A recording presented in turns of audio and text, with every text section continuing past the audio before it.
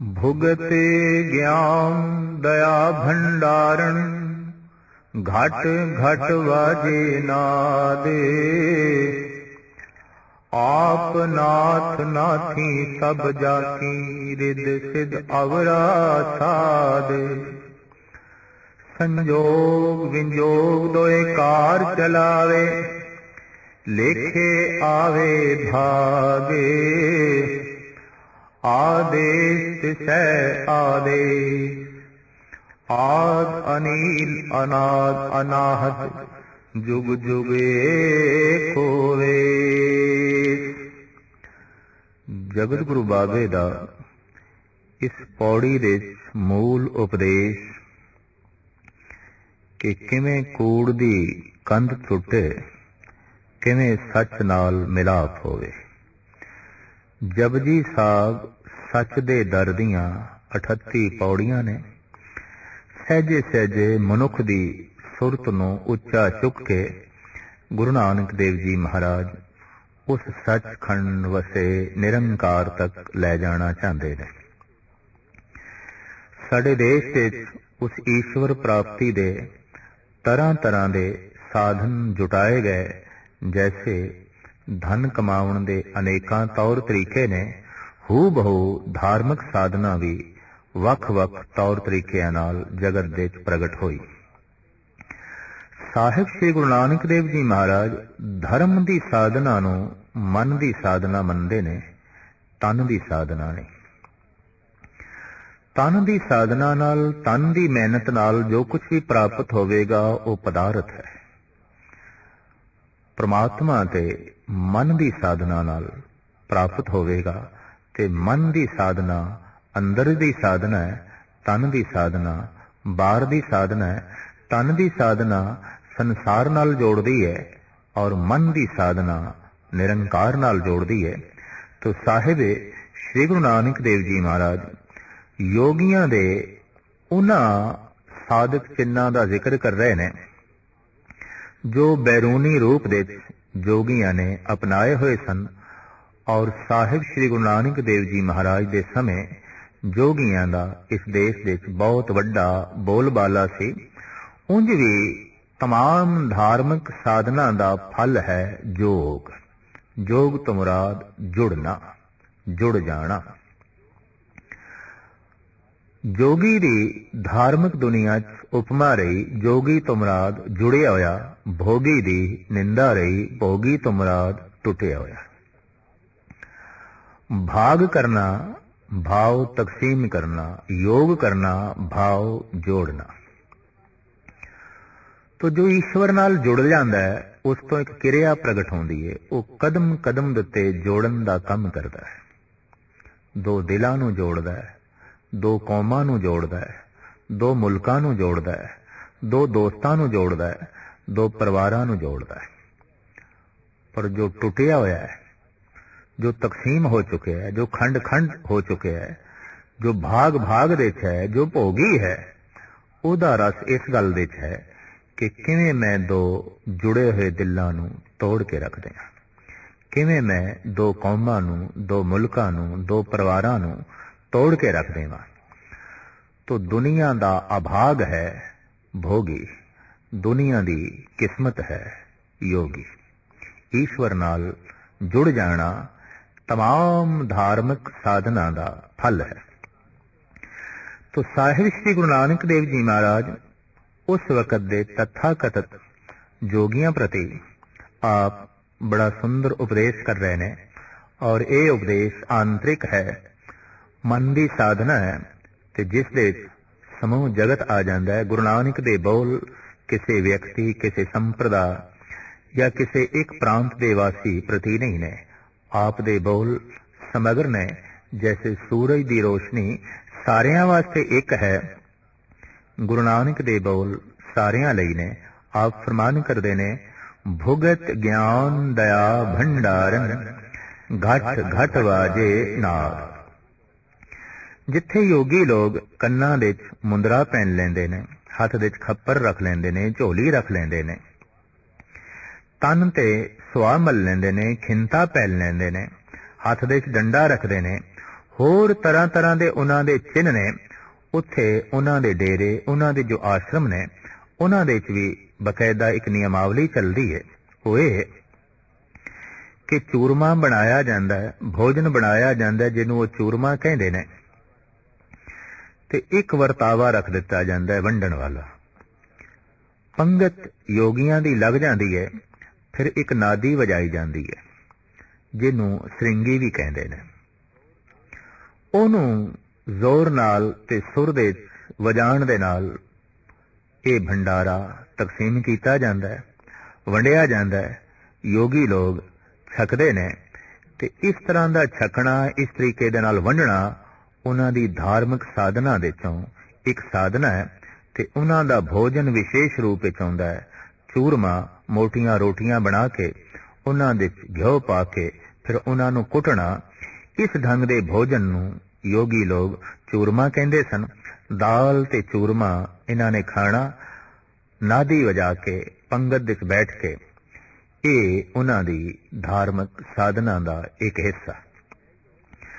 तो साहिब कहंदे ने, ऐ योगी जरूर तू चूरमा छक, भोजन छक, पर केड़ा भोगत ज्ञान। भोजन तेरा होना चाहिए ज्ञान।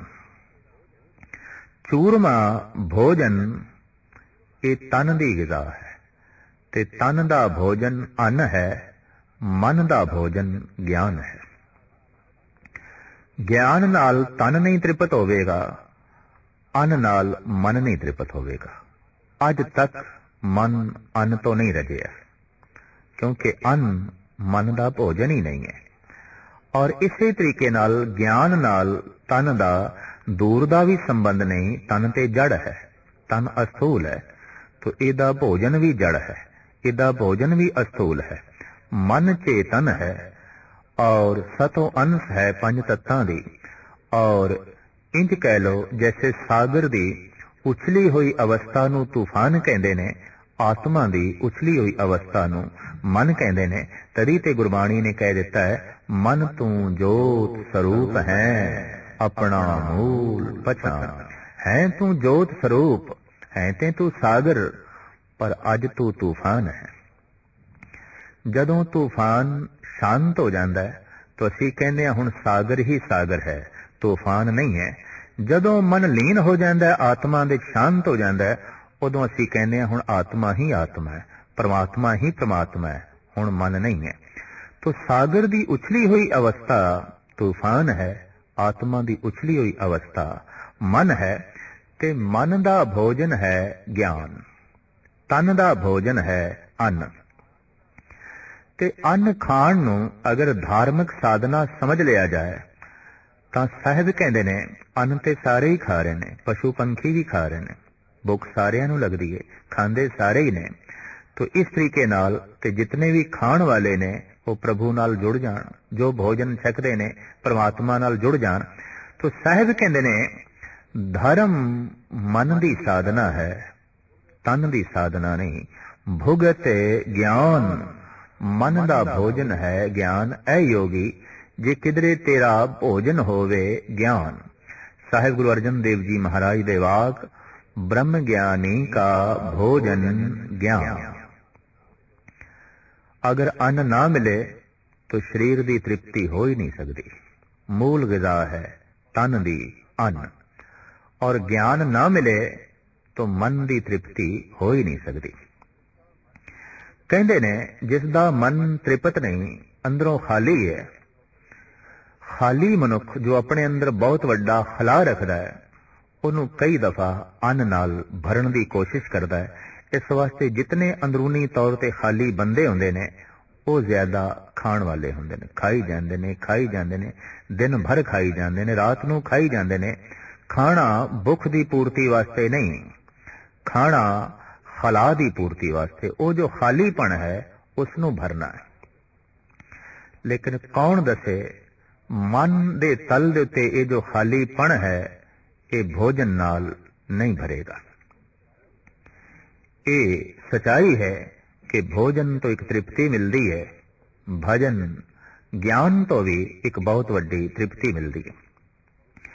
ऐसी तृप्ति ਜਿਹਦੇ 'ਚ ਖੁਸ਼ੀ ਹੈ, ਪਰਮ ਖੁਸ਼ੀ ਹੈ, ਔਰ ਐਸੀ ਖੁਸ਼ੀ ਹੈ ਜਿਹਦੇ 'ਚ ਤਨ ਦਾ ਭੋਜਨ ਘਟ ਜਾਂਦਾ ਹੈ, ਅੰਨ ਘਟ ਜਾਂਦਾ ਹੈ। ਅਸੀਂ ਅਕਸਰ ਦੇਖਦੇ ਹਾਂ ਕਿ ਘਰ ਵਿੱਚ ਇਕਲੌਤੇ ਬੱਚੇ ਦੀ ਸ਼ਾਦੀ ਹੈ ਤੇ ਮਾਂ ਖੁਸ਼ੀ ਨਾਲ ਫੁੱਲੀ ਨਹੀਂ ਸਮਾਉਂਦੀ। ਇੱਕ ਸਹੇਲੀ ਦੀ ਬਾਂਹ ਪਕੜ ਕੇ ਕਹਿੰਦੀ ਏ ਤੂੰ ਭੋਜਨ ਛਕ, ਦੂਜੇ ਦੀ ਪਕੜਦੀ ਏ, ਤੀਜੇ ਦੀ ਪਕੜਦੀ ਏ, ਸਭ ਨੂੰ ਖਿਲਾਉਣ ਵਿੱਚ ਖੁਸ਼ੀ ਮਹਿਸੂਸ ਕਰ ਰਹੀ ਹੈ। ਤੇ ਜਦ ਕੋਈ ਸਹੇਲੀ ਕਹਿੰਦੀ ਏ ਤੂੰ ਵੀ ਬੈਠ ਤੇ ਖਾ, ਕਹਿੰਦੀ ਏ ਨਹੀਂ ਮੈਨੂੰ ਭੁੱਖ ਨਹੀਂ ਹੈ। ਕਿਉਂ ਭੁੱਖ ਨਹੀਂ ਹੈ? ਖੁਸ਼ੀ ਨਾਲ ਭਰ ਗਈ ਹੈ, ਖੁਸ਼ੀ ਨੇ ਤ੍ਰਿਪਤ ਕਰ ਦਿੱਤਾ ਹੈ, ਖੁਸ਼ੀ ਨੇ ਪ੍ਰਸੰਨ ਕਰ ਦਿੱਤਾ ਹੈ। ਪ੍ਰਸੰਨਤਾ ਵਿੱਚ ਡੁੱਬਿਆ ਹੋਇਆ ਮਨੁੱਖ, ਖੁਸ਼ੀਆਂ ਵਿੱਚ ਖਿੜਿਆ ਹੋਇਆ ਮਨੁੱਖ, ਉਹਦੇ ਸਰੀਰ ਦੇ ਤਲ ਦੇ ਉੱਤੇ ਅੰਨ ਦੀ ਭੁੱਖ ਘਟ ਜਾਏਗੀ, ਭੋਜਨ ਦੀ ਭੁੱਖ ਘਟ ਜਾਏਗੀ। ਤੇ ਭੁੱਖ ਦੇ ਘਟਣ ਨਾਲ ਇਹਦਾ ਮਤਲਬ ਇਹ ਨਹੀਂ ਹੋਵੇਗਾ ਕਿ ਉਹਦਾ ਸਰੀਰ ਕਮਜ਼ੋਰ ਹੋਵੇਗਾ। ਦਰਅਸਲ ਖੁਸ਼ੀ ਖੁਦ ਇੱਕ ਤਾਕਤ ਹੈ, ਖੁਸ਼ੀ ਖੁਦ ਇੱਕ ਤਵਾਨਾਈ ਹੈ।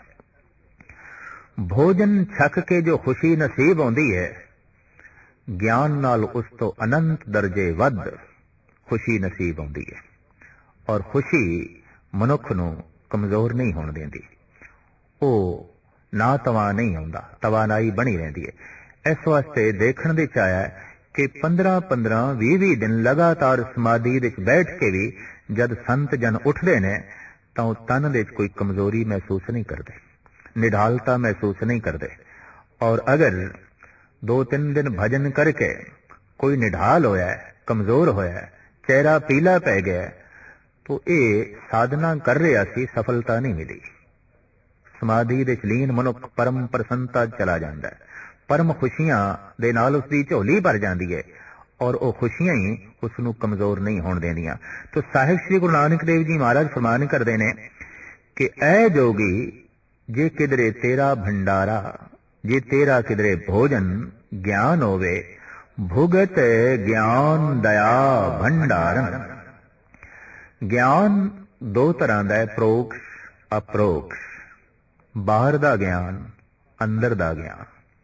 ਕੁਝ ਪੜ੍ਹ ਕੇ ਗਿਆਨ ਹਾਸਲ ਕੀਤਾ ਹੈ, ਸੁਣ ਕੇ ਗਿਆਨ ਹਾਸਲ ਕੀਤਾ ਹੈ, ਵਿਚਾਰ ਕੇ ਗਿਆਨ ਹਾਸਲ ਕੀਤਾ ਹੈ। ਇੱਕ ਤੇ ਇਹ ਗਿਆਨ ਹੈ,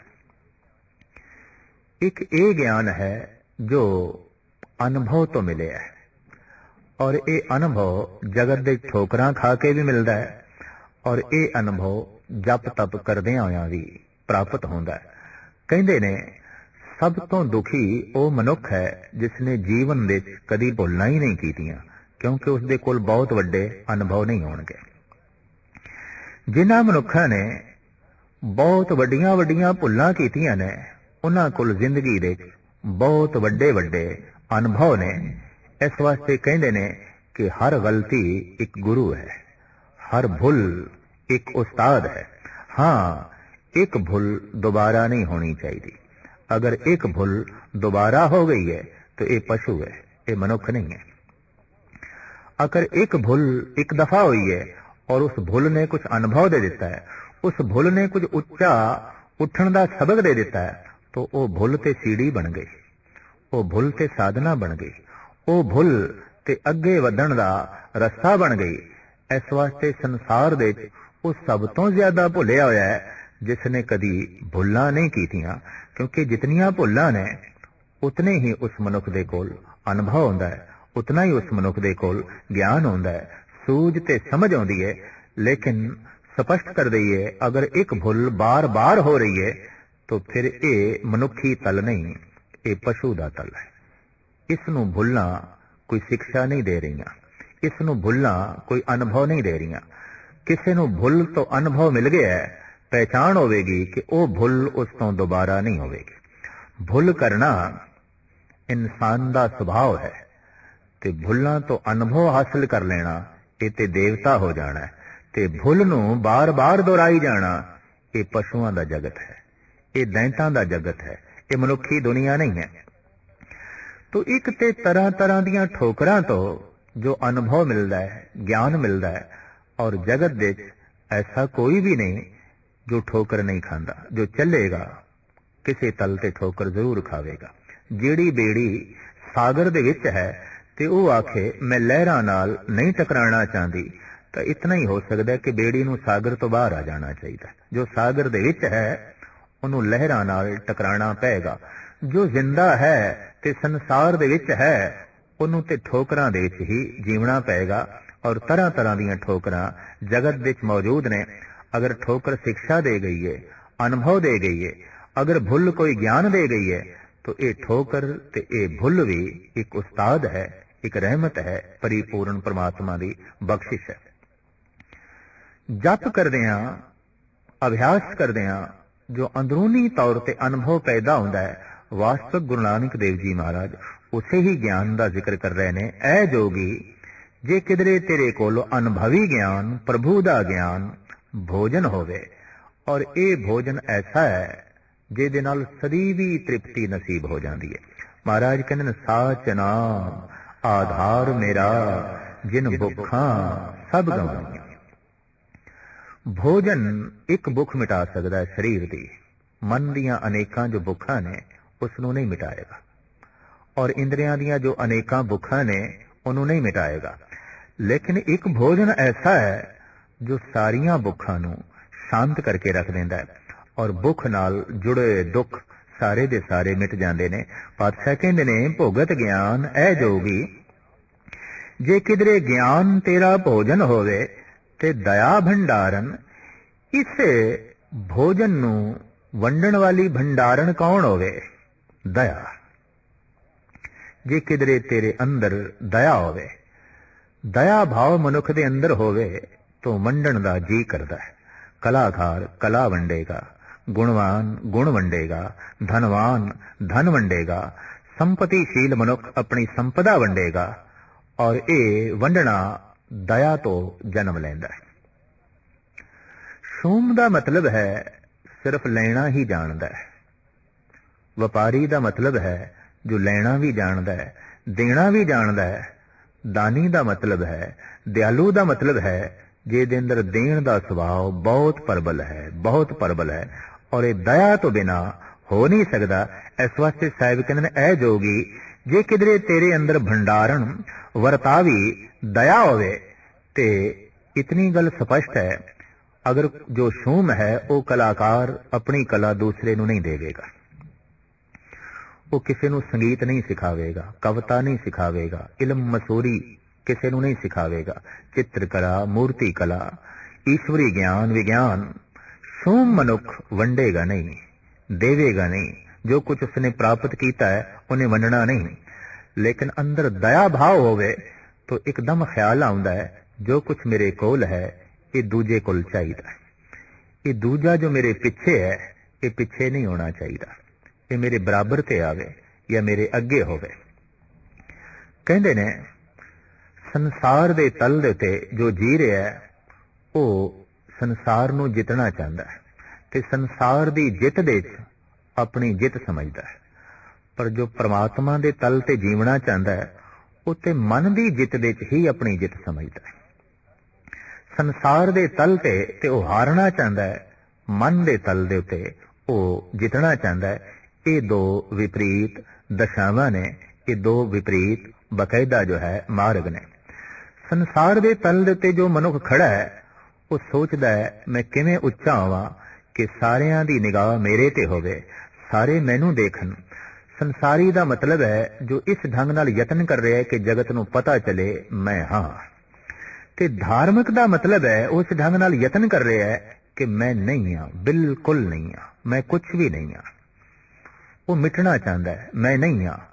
ते संसार दे तल ते जो जी रहा है वो होना चाहता है, जगत नू दसना चाहता है मैं कुछ हाँ। तो जिस मनुख दे अंदर दया भाव है उते जो कुछ कोल है उन्हों वंड के खुश होवेगा, उन्हों तकसीम करके खुश होवेगा, सारियां दी झोली विच पावेगा। तो साहिब कहंदे किधरे तेरे कोल ज्ञान दा भोजन होवे ते दया भंडारण होवे, भाव उस ज्ञान नू वंडण दा भाव भी तेरे अंदर होवे। जो तू अनुभव प्राप्त कीता है इनू वंड भी सके। और साहिब तदे कहते ने कि दाना दे चों सिरमौर दान है नाम दान। भाई जो तू अनुभव प्राप्त किया है इनू वंड, इनू जगत नू दे। ਤੇ ਇਹ ਦਇਆ ਤੋਂ ਬਿਨਾ ਹੋ ਨਹੀਂ ਸਕਦਾ। ਇਸ ਵਾਸਤੇ ਸਾਹਿਬ ਕਹਿੰਦੇ ਨੇ ਜੇ ਕਿਧਰੇ ਦਇਆ ਭੰਡਾਰਨ ਹੋਵੇ, ਗਿਆਨ ਦਾ ਭੋਜਨ ਹੋਵੇ ਤੇ ਘਟ ਘਟ ਵਾਜੇ ਨਾਦ।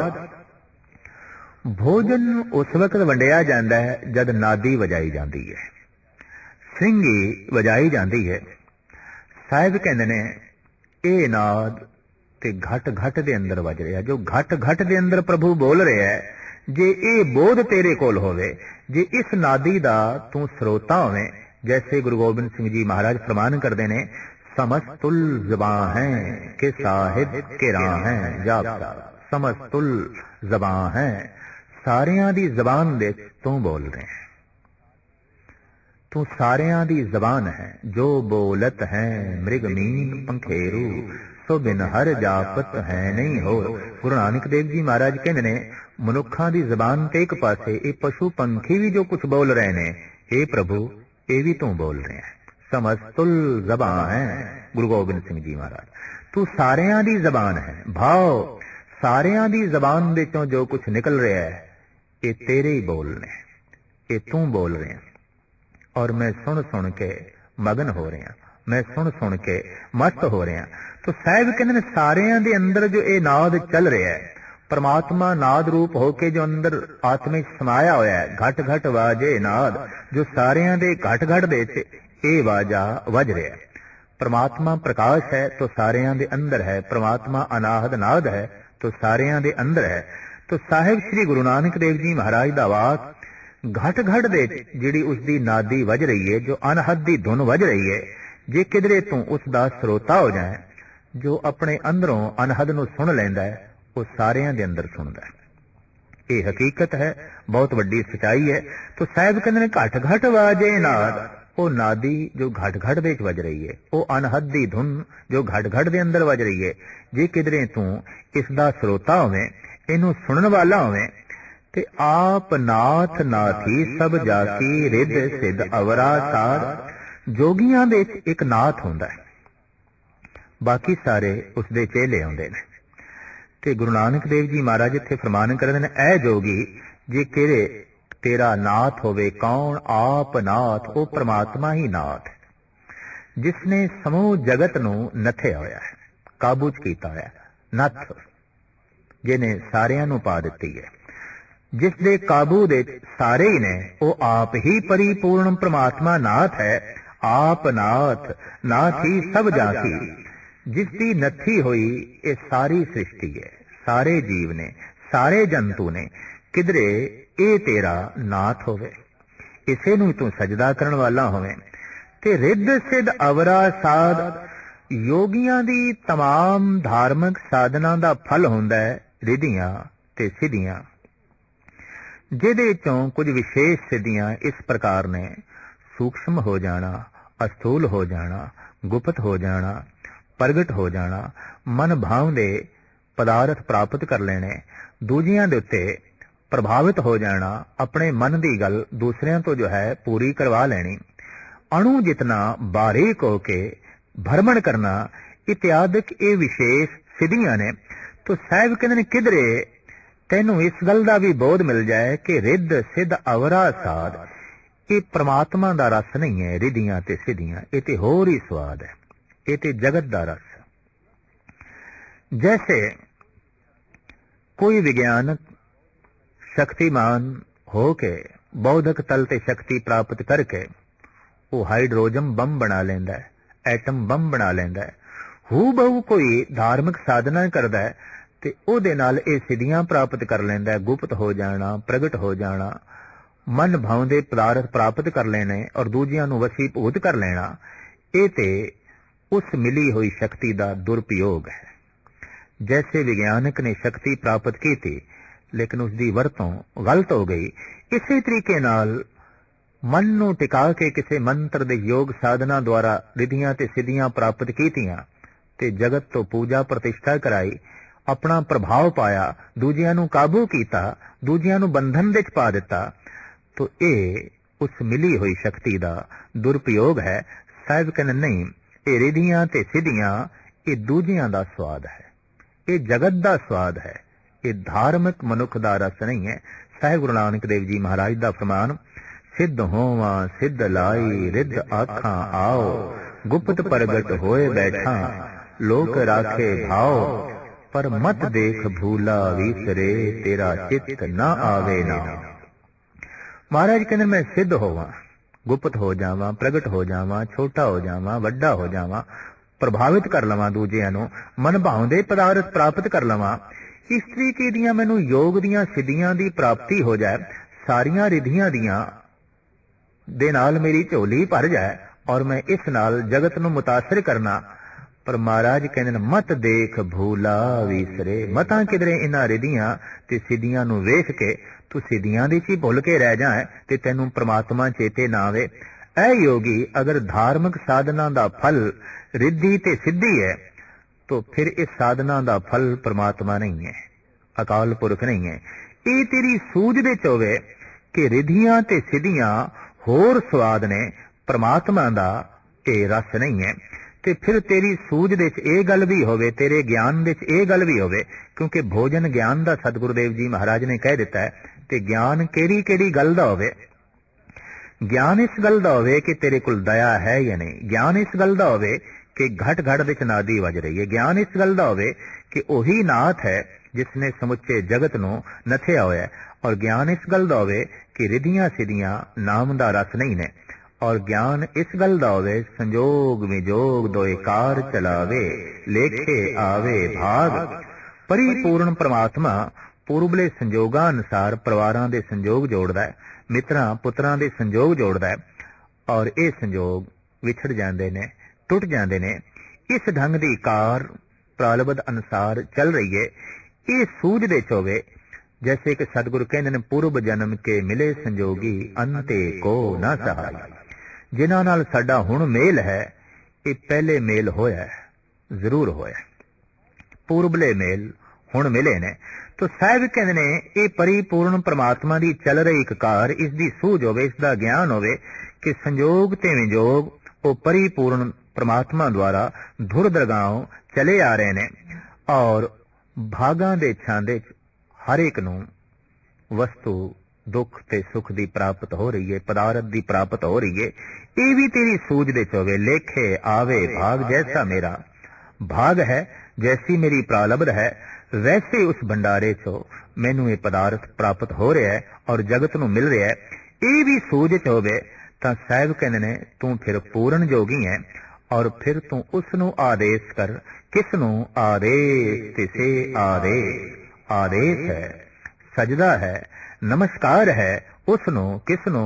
आज जो मुड है जगत दा, जो सारियां दी बुनियाद है, अनील जो धबियां तो रहत है, अनाद है जिहदा कोई मुड नहीं, जो सारियां दा मुड है ते जिसदा कोई मुड नहीं, जिहदा कोई मूल नहीं, जिहदा आद लबना अनआद, आद लबना बहुत औखा है, अनाहत जो नाश तो रहत है, ते जुग जुग एक को वेश, जुगां जुगांतरां विच जिसदा इक्को ही वेश है, उसनू ही आदेश कर।